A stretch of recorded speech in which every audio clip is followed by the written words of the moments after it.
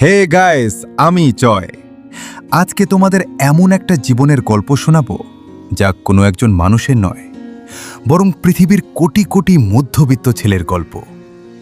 ছেলে হয়ে জন্মানো যে আসলে কতটা যন্ত্রণার, তা বাইরে থেকে হয়তো কেউ কোনোদিন পুরোপুরি বুঝতে পারে না।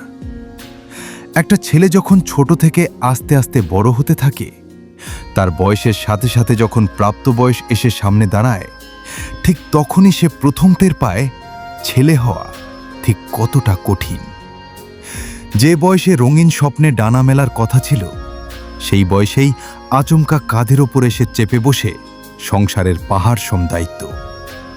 তখন আর নিজের খুশি বা পছন্দের জন্য বাঁচা যায় না, যে কোনো মূল্যে শুধু পরিবারের হালটুকু ধরে রাখতে হয়। বুকের ভেতরে হাজারো কষ্টের ঝড় বয়ে গেলেও চারপাশের মানুষগুলোর সামনে তাকে শক্ত থাকার এক মিথ্যে অভিনয় করে যেতে হয়। রোজ রাতে যখন চারপাশ নিস্তব্ধ হয়ে যায়, বিছানায় শুয়ে অনেক ছেলে চোখ দিয়েই নীরবে জল গড়িয়ে পড়ে, কিন্তু তারা মুখ ফুটে উচ্চস্বরে কাঁদতে পর্যন্ত পারে না, কারণ তারা খুব ভালো করেই জানে ঘরের উপার্জনক্ষম ছেলেটা দুর্বল হয়ে পড়লে যে পুরো পরিবারটাই ভেঙে পড়বে।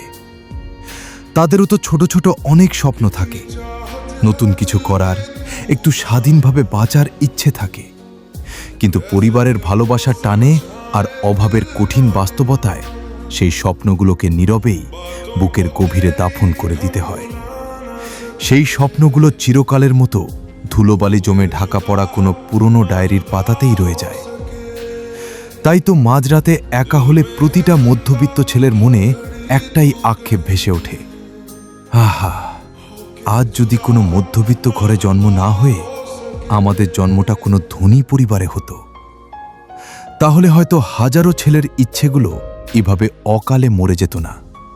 তাহলে হয়তো কাঁচা বয়সেই জীবনের এত বড় যুদ্ধের মুখোমুখি হতে হতো না। বন্ধুরা, আজকের এই গল্পটা তোমাদের কেমন লাগলো? যদি মনের ভেতরে একটুও ছুঁয়ে গিয়ে থাকে, তবে নিচে একটা সুন্দর কমেন্ট করে অবশ্যই জানিও। আর যদি তোমাদের জীবনের গল্প তুলে ধরতে চাও, তাহলে কমেন্টে জানিয়ে যেতে পারো, আমি অবশ্যই চেষ্টা করব।